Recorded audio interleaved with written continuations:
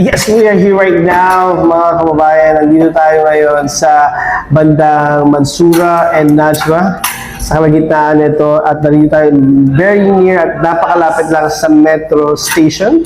At ngayon ay ipapakita ko sa inyo, magkaka-food trip na naman tayo, and we're gonna share with you at papakita ko sa inyo itong isa sa mga pinakamasarap na masarap na merienda, definitely. At syempre sa mga Ilocano, mga taga Ilocos, ay alam nyo ito. And we have here Ilocos empanada, napakalaki. So, alam mo yun, sulit na sulit. And this one, at meron tayong halo-halo naman.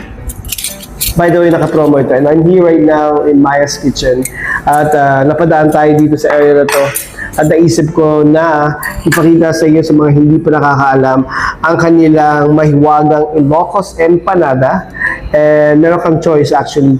Pwedeng chicken and beef, and napili natin ang chicken empanada na sobrang laki, pack na pack.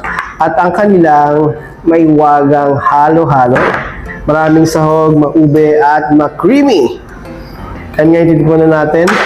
Siyempre, this may waga at masarap. Wow! Napakainit ng ating empanada. So I will try na hatiin sa inyong harap. Ito. I really want to cut it by hand, pero medyo mahirapan tayo. At eto na. Wow! Look at this. I think dito talaga yung Ilocos empanada, no? Malaki. Tapos may nakikita ako na fresh na egg pag pinito. Ang laki na ito. Talagang sulit na sulit. This is only 15 Qatari Riyal. And now they have combo. And